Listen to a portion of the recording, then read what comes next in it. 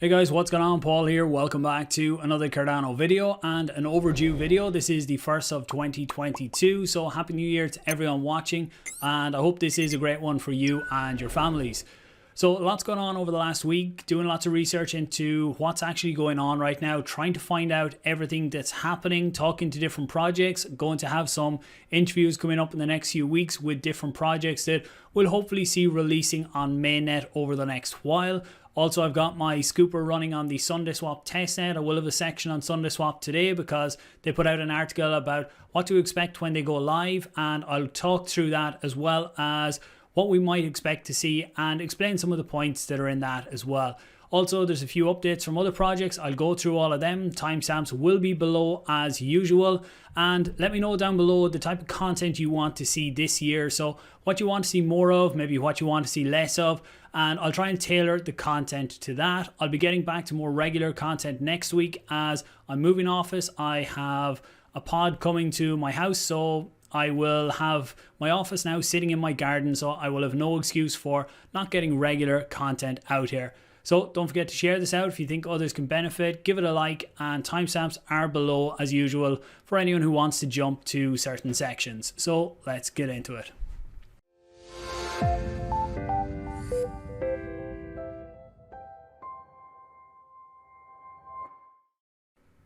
So this is the article that SundaeSwap put out: expectations, congestion, and mainnet launch.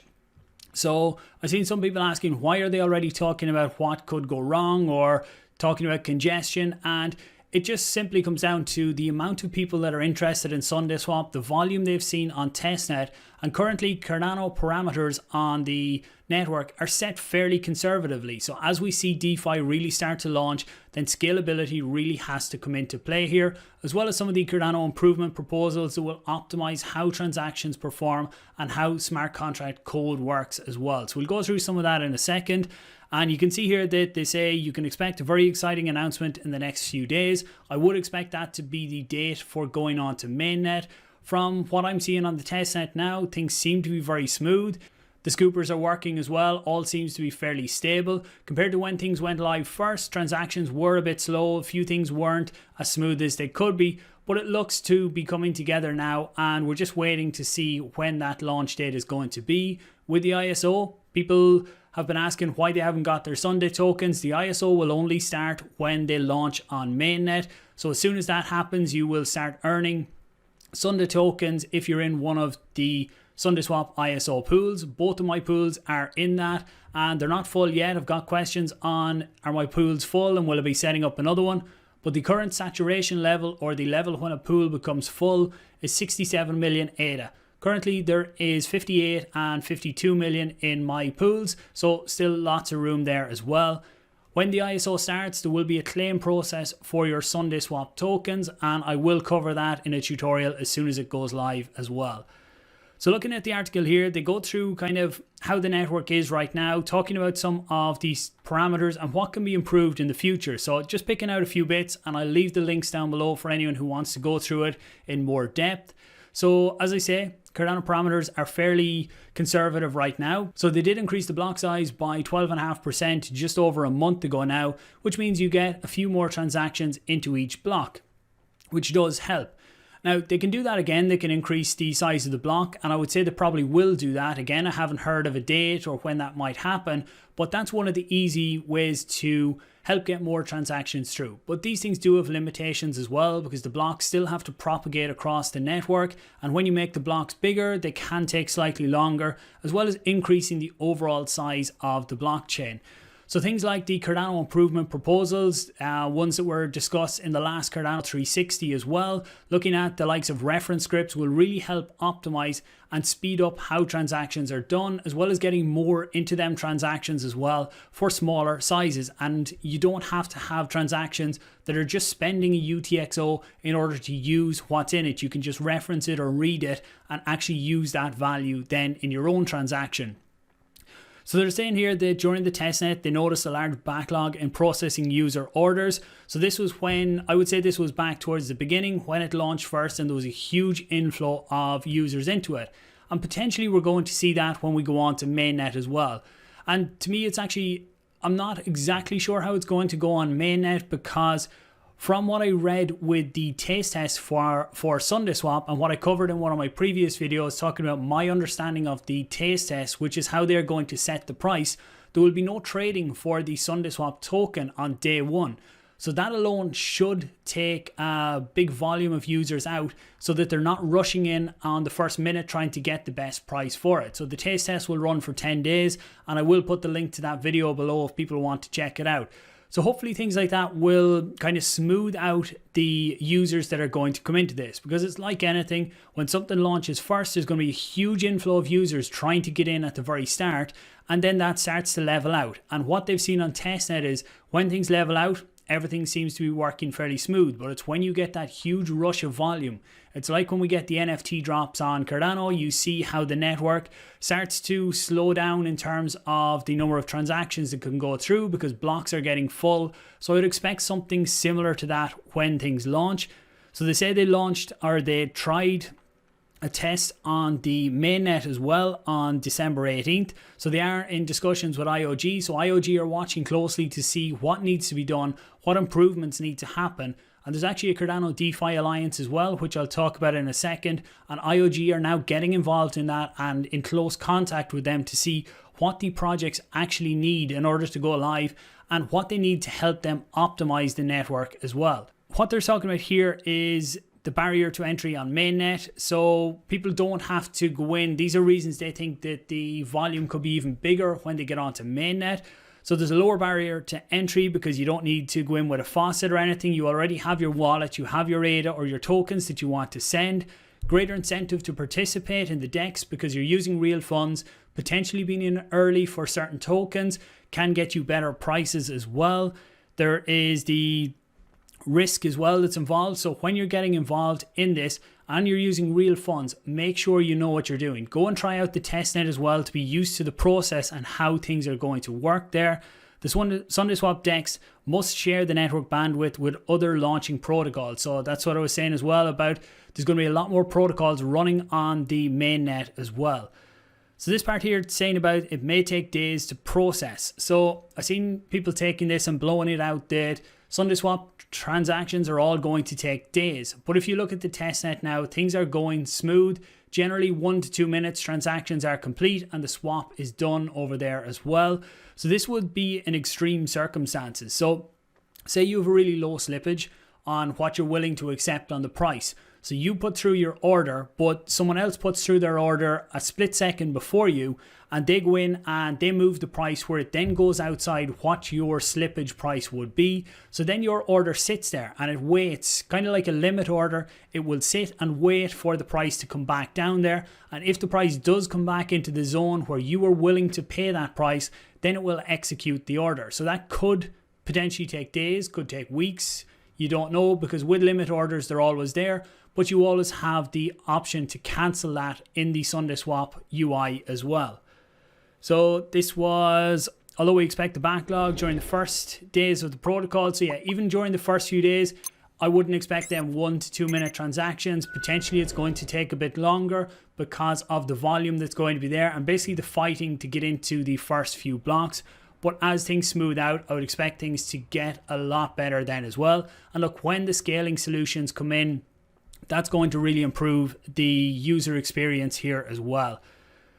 So they're saying more about the congestion and longer processing times, but they don't expect the situation to last indefinitely. Things that can actually improve this, and one of them was a new version of the Cardano node. This has actually been released since the article and it's now up and running. I have my pools running on it as well, and it does bring lots of improvements to the network. Talking about things like pipelining will also help improve block propagation time significantly. Improvement to the node that allows it to store portions of the protocol state to disk. Again, links in with some of the Cardano improvement proposals where you're looking for read-only UTXOs or reference scripts. And again, improvements to their own DEX as well. So they will be continuously looking to make improvements to the DEX, and then layer 2 solutions such as Hydra. We also see things like Milkameda. That is a bit different, but I will do a dedicated video on that fairly soon because a lot of good things happening over there as well. So long term, things like L2s and Hydra are going to be the solution. linking in with this, they done a follow-up on the article and I've kind of talked about different bits of it, but it was just kind of clarifying different points of where people took it that they couldn't do certain things. But I'll leave the links to both of these down below. They have completed their audit as well, which is one of the final steps before going live. So that means that according to runtime verification, the code is secure and should be good to go for launch. And then another project here that I am a fan of is Ardana. I've had Ryan on the channel before, and I might try and bring Ryan back on if he has time to come on and give us an update on how things are going for anyone involved with it. They do regular community calls. They're very good at keeping people updated. I think it's on a weekly or maybe even twice a week they have them calls, but if you follow their social media, you'll be able to get in on them as well. So it's looking like it's probably going to be Q2 before we see Ardana because of some of the Cardano improvement proposals that they want to see implemented before they fully launch as well. But I will try and get Ryan on to explain all of that. Another one as well, MELD. I actually have an interview with Ken next week, so if you have any questions for MELD, leave them down below. They put out a good end of year report, kind of looking back at everything that went well, things that didn't go so well, things within Cardano, again, looking at how their protocol is, where it is, things that need to be worked on, and looking at ways that they're looking to contribute to Cardano as well over the next while and things that they think they can help improve on. So if you're interested in more of the inner workings of how things work, then this is another good report to take a look at. So I'll put a link to that down below. Something related to this type of stuff as well is the Cardano DeFi Alliance. So this is something that has come up with some of the popular projects that you've seen there. I expect this to expand over the next while, this group.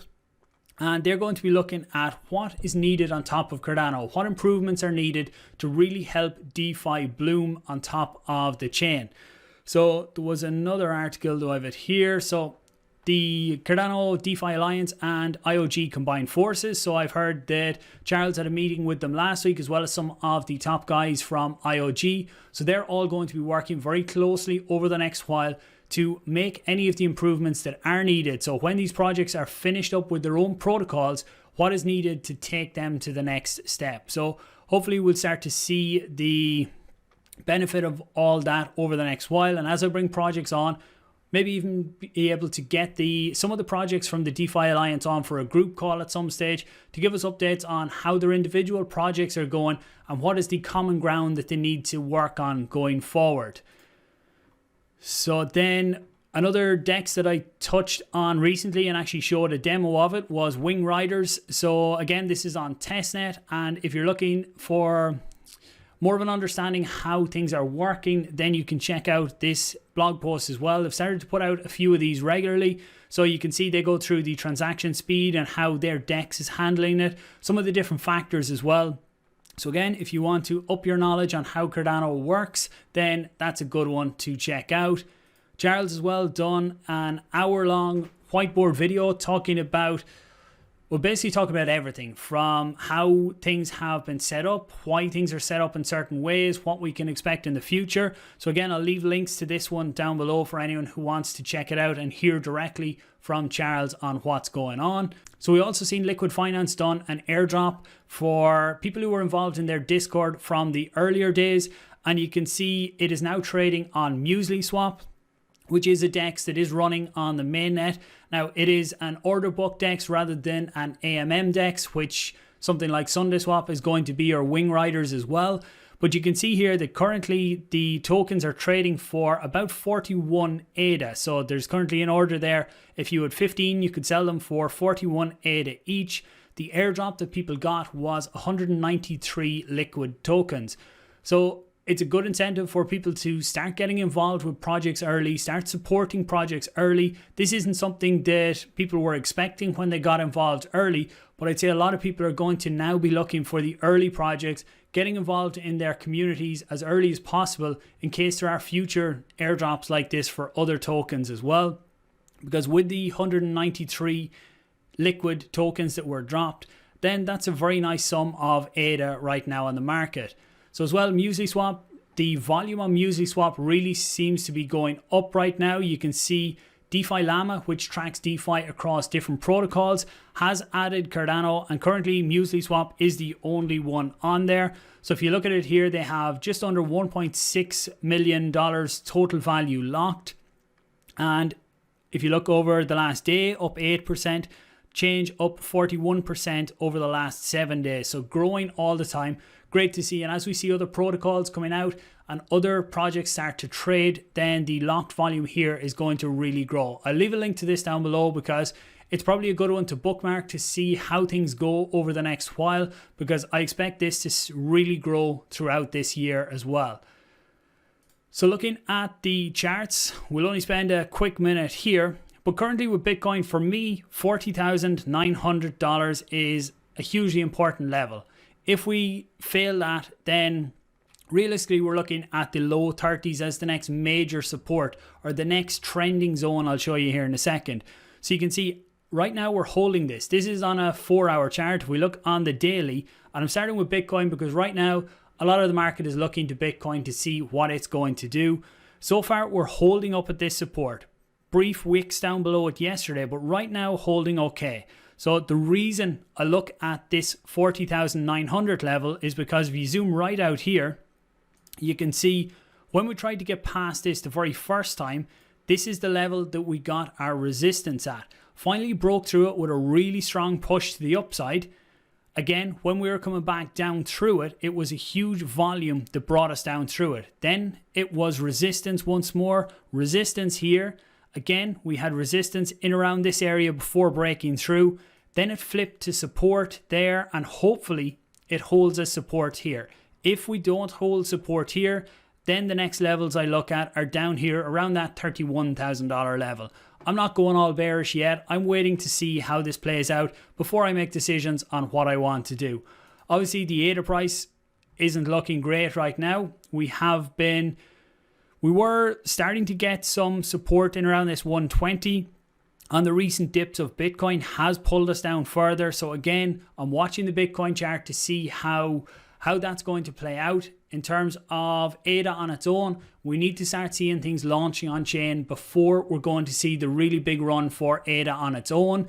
I know lots of people are calling for it's going to do these massive pumps very, very soon. And I think in the longer term, yes, Cardano is going to do very well. But until we start seeing action on the chain, and specifically the DEXs are going to be great. When we start to see them launching, it's definitely going to bring more people in. It will allow people to trade the different assets they have. But one of the keys I've seen on a lot of other chains is when money markets actually go live, that is a huge push for the underlying token of that blockchain. And in this case, it would be ADA. So waiting to see the likes of Liqwid or Ardana or MELD. Hopefully next week I'll get a bit of a timeline from MELD. Liqwid, not sure either. Ardana looks to be coming out in Q2 now. So when I get some hard dates on that, I will let you guys know.